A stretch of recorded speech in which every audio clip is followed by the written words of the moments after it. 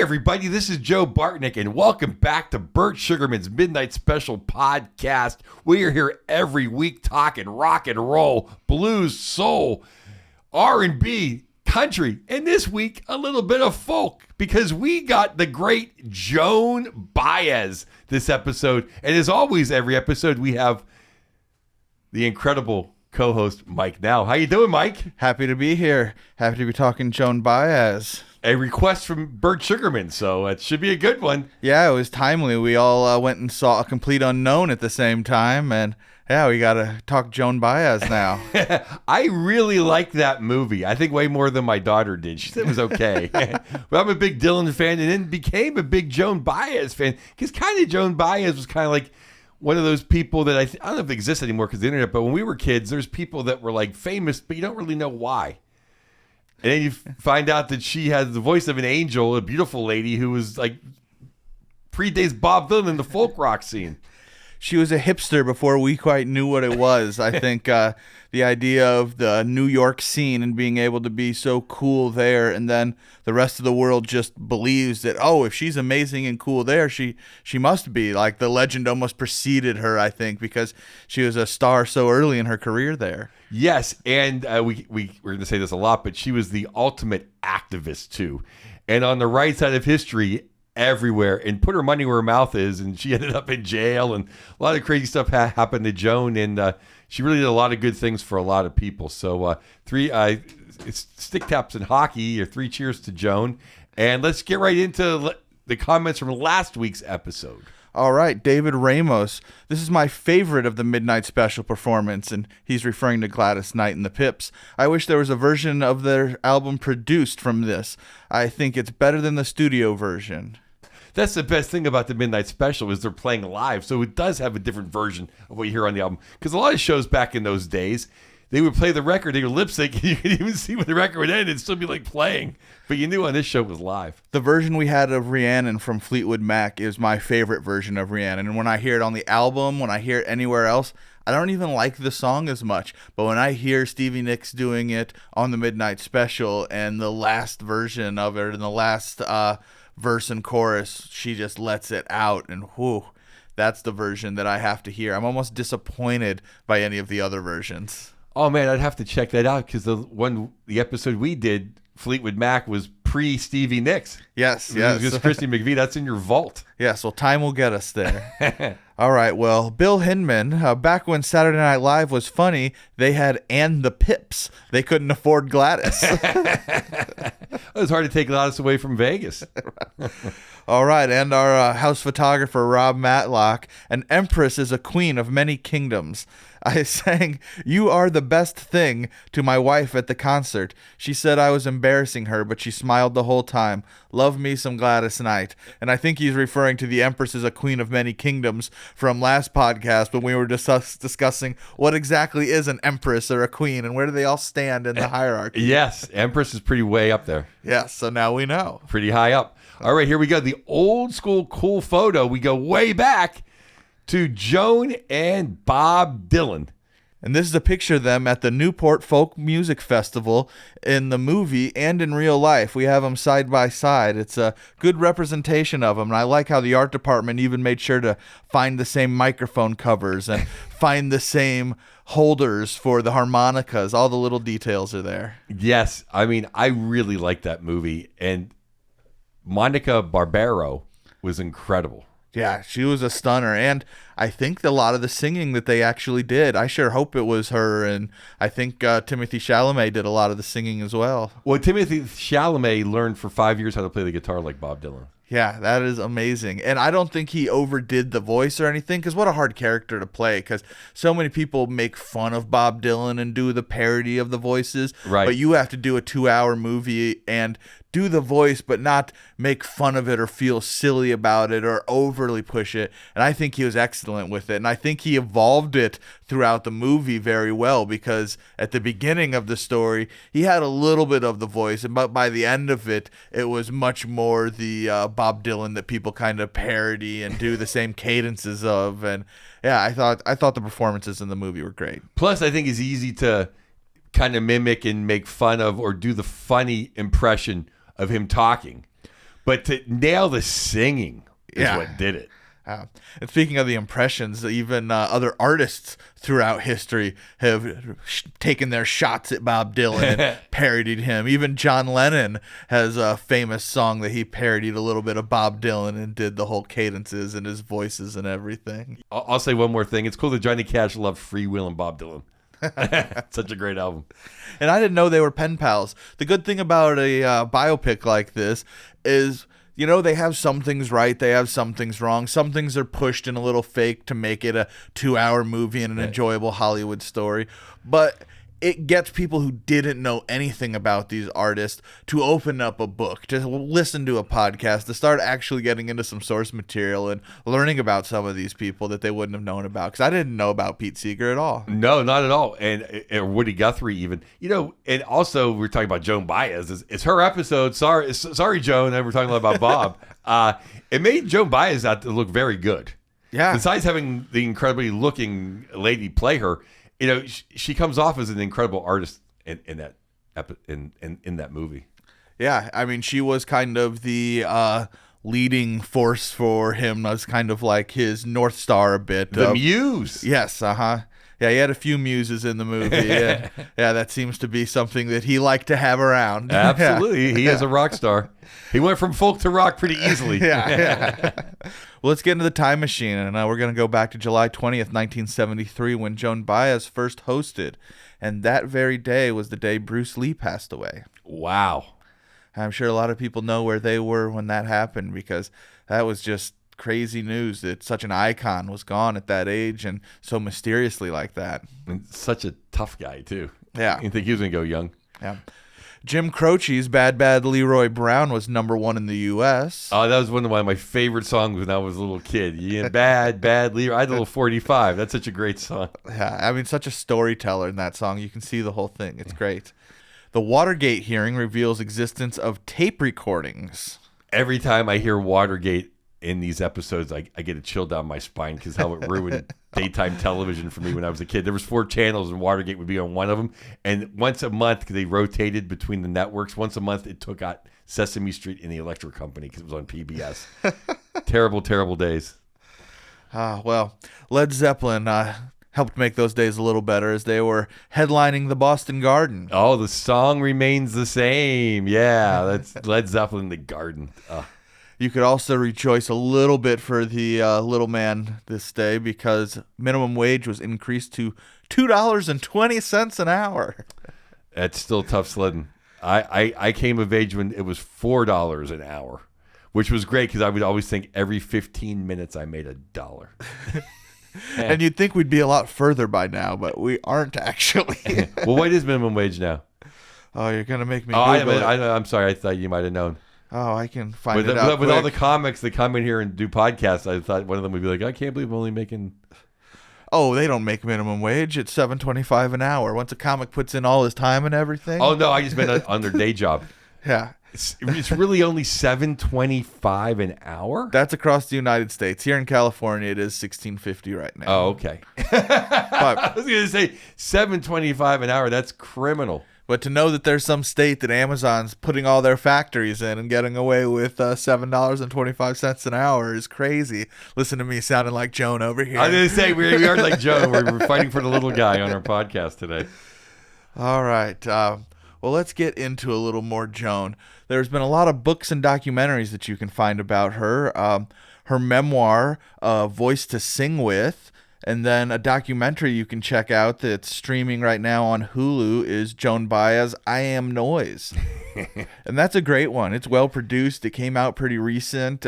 She's behind it. So when you have the artist actually participating in it, you usually get a lot more material to work with. So it's a really good documentary. There's also Daybreak, which is Joan's autobiography, and then Inside Santa Rita, which is a prison memoir that she wrote while in prison. And then numerous songbooks are also available from Joan Baez that you can collect. Yes, she put out an autobiography in like the mid-'60s. Yeah. Yeah, there's so much about Joan.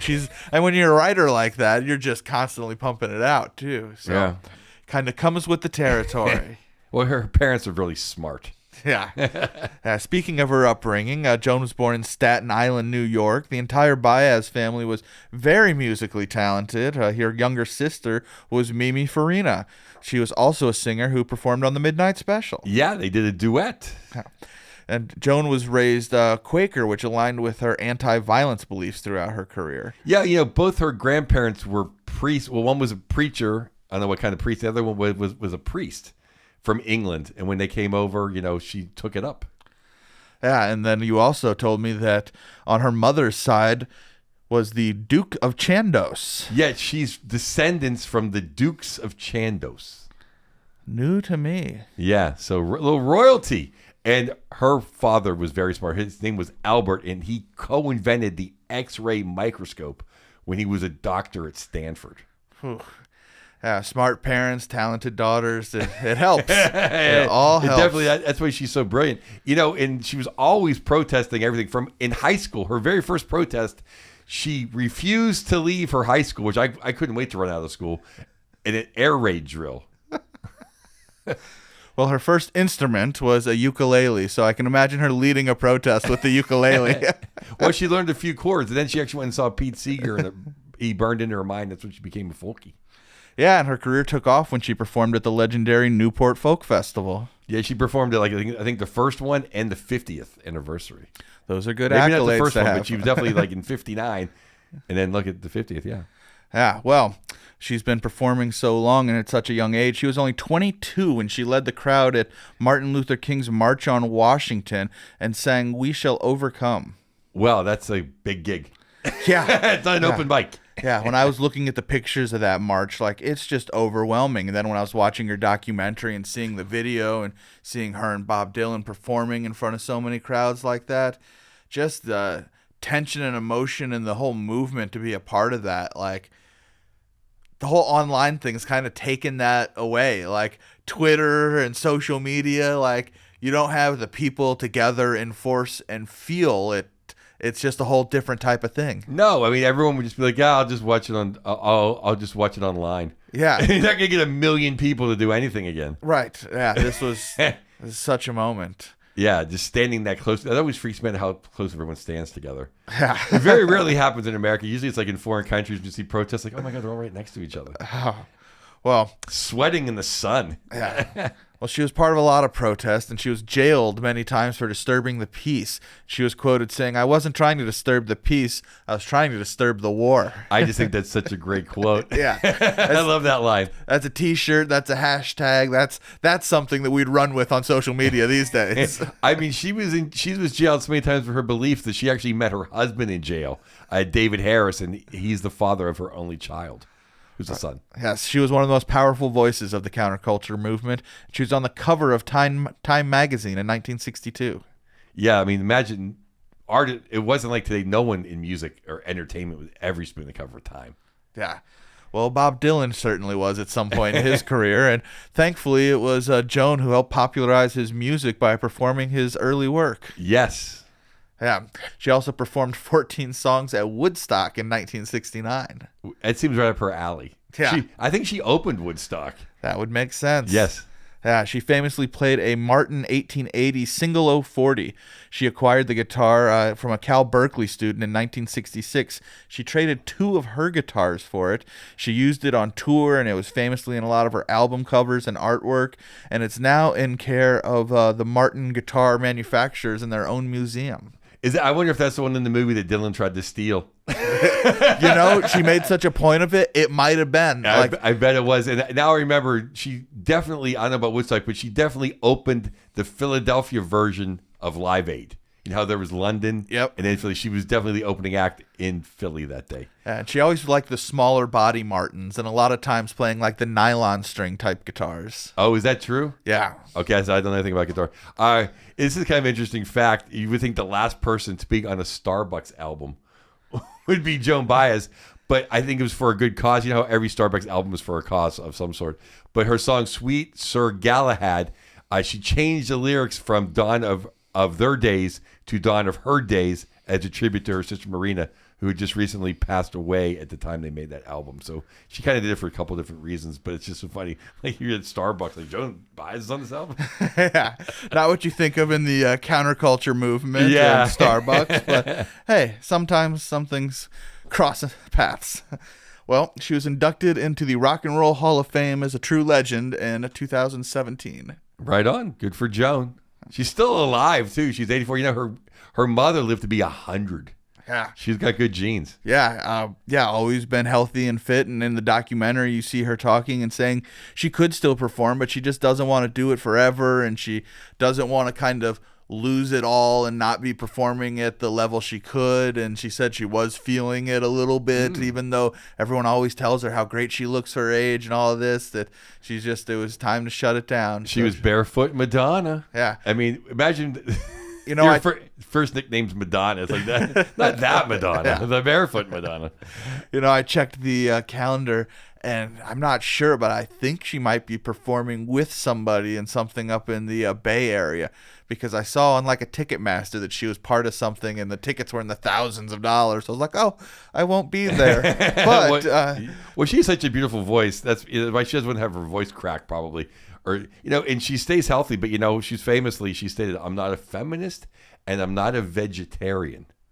Yeah, I'm sure she got put as the face of a lot of different causes that right. She's just so known that it's like, Joan, be a part of this, Joan, be a part of that, and was pulled all around. Of course, like, that hippie, there's no way she eats steak.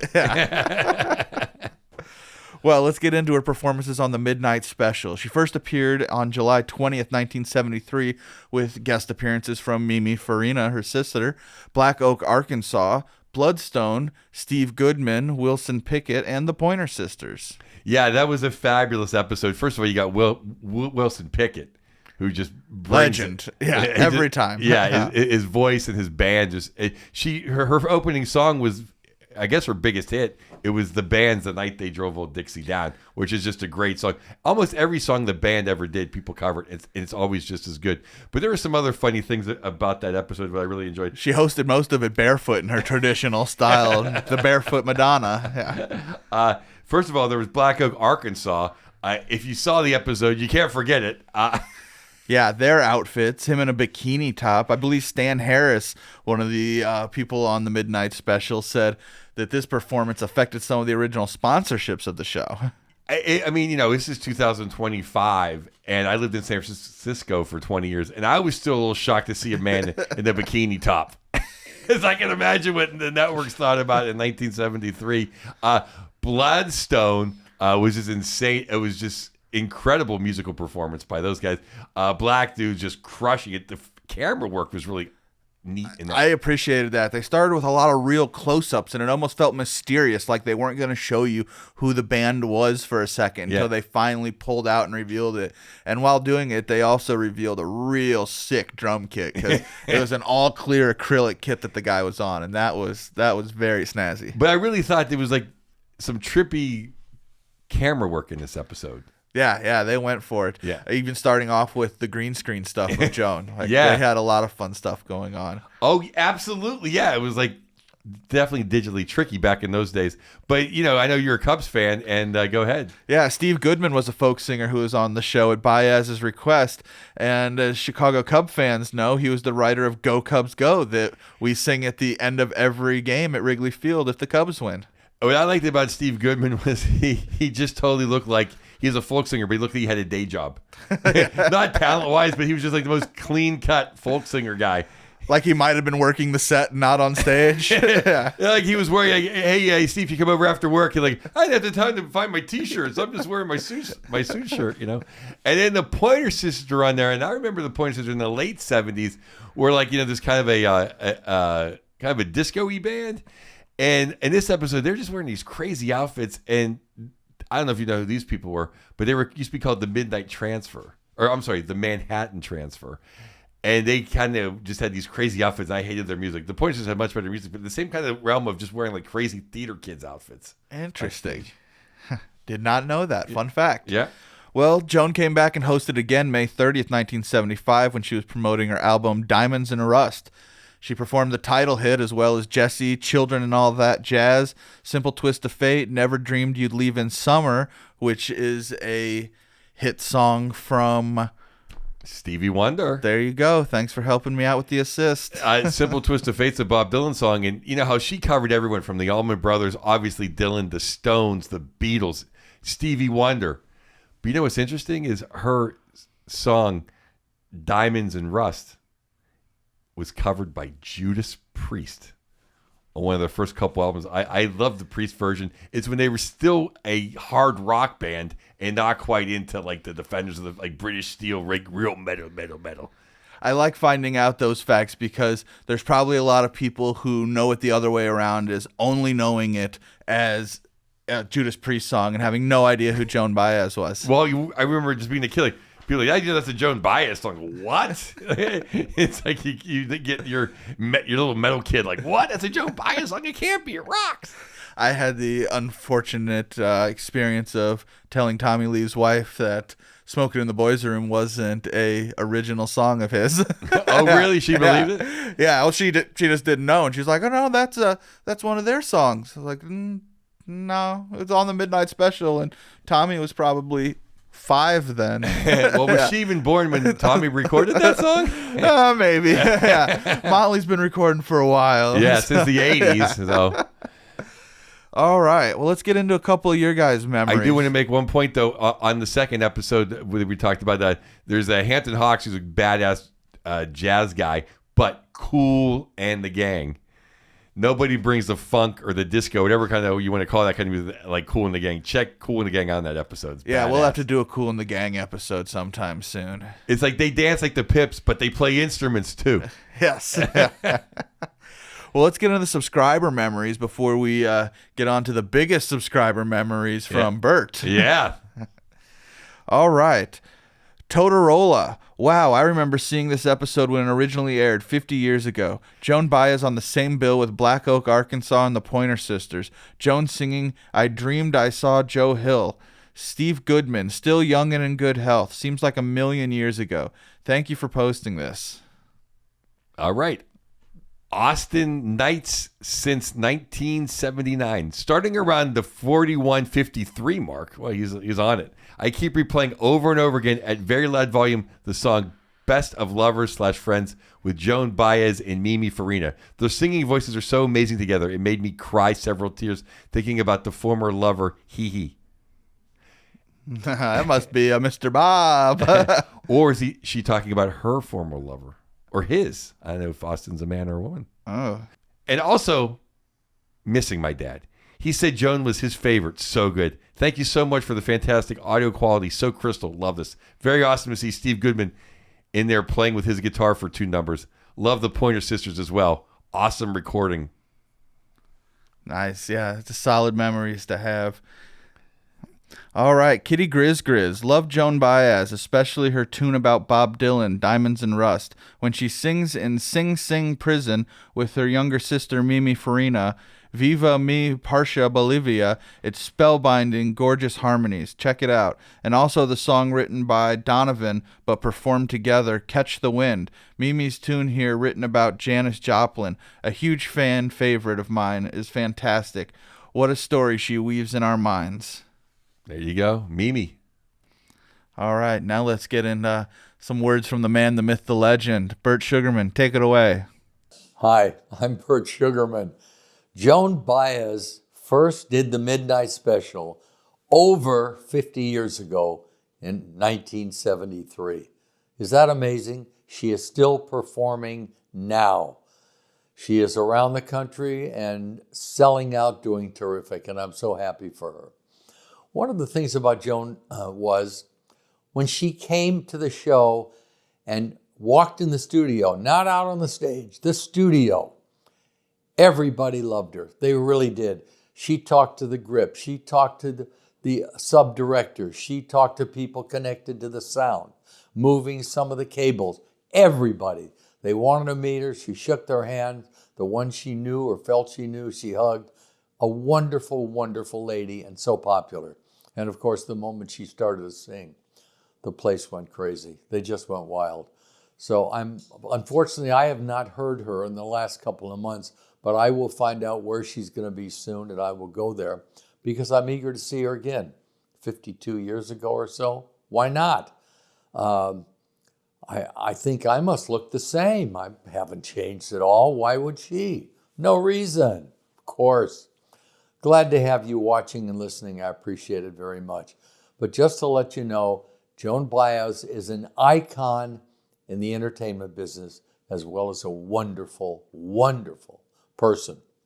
Oh, man, that was awesome. Thanks, Burt. He always adds to each episode. It's fantastic. I love getting to go in there and hear his stories. There's so much to hear, and then it's also like a little vault of knickknacks that I can find, and everything there has a little story behind it, or I'll find some reel of footage that has Elvis's name on it and have no way of projecting to see what it is, but looking through like a little square, and that's Elvis. Maybe it's him and Elvis playing football. Well, hey, thanks everyone for watching and listening. And don't forget, get merch at our store Shopify, where you can find the link below and the description of the hats, the shirts, the hoodies, the DVDs, the mugs, the koozies. We got tons of great stuff, and thank you for supporting us. You can really support us if you become a YouTube member for $4.99. You can see extra episodes of the Midnight Special every Monday morning, and you get to join the free live chats every Friday night. Yeah, I'll be there every Friday. You guys can hang out with me and educate me because there's so many fans in here. We're all sharing different questions, fun facts about all the artists in each episode, and it's a lot of fun to be there. So 5 o'clock Pacific time, 8 o'clock if you're on the East Coast, hop in the chat room. And if you don't catch us live, you can still go into the settings and see the live chat in the playback if you just want to read all the facts. I do that a lot. And check it out because it's hard to be at 5, but the next day. Yeah, I mean, all the things from our house photographer Rob Matlock can be curated right there in the chat because he's got it all. And thanks again for all your submissions. Please keep sending them into the Midnight Special Podcast at gmail.com or message us on any of our social media platforms. Well, this was a really fun episode. I learned a lot about Joan Baez. It's fun doing the research on guys and ladies I don't know as much about. AC/DC, Kiss, a lot about. But you dig into Joan Baez's life. What a life, and what a life force she has been, bringing a lot of good to the world with her protests and her political leanings and her voice. That's what I'm proudest about doing this podcast is we'll slowly gain more followers. We'll become a better show. We'll get different guests and stuff. But we are curating a bit of a history for people who don't know the stuff. And me being one of them, I'm the exact prime audience member who's watching the Midnight Special but not seeing it live 50 years ago and should know some of the facts about these artists behind the songs. Yes. Yeah, I know a few people younger than me that are like, we learned so much watching this episodes. Yeah. So thanks for contributing, everybody, because it's your memories that make it a show. Yes, and thanks again to Burt Sugarman for everything and coming on the episode. And I'm Joe Bartnick. That's Mike Nell. We'll see you next week. Believe it or not, I often wear this shirt out and around where I live. People do on occasion, just occasion, recognize the shirt, and they know Midnight Special. They've heard it, their kids, whatever. And of course, remember 50 years ago when it started, these people are a little bit older now. But I do wear it because it's comfortable, that's why. And I think it's funny that I get to wear a shirt of the show that I was created and was involved in and produced. So I have fun with it. I really, really do. If you see me walking around where you are, do me a favor, don't slap me too hard on the back, but say something and I might have one of these to get for you. Thanks.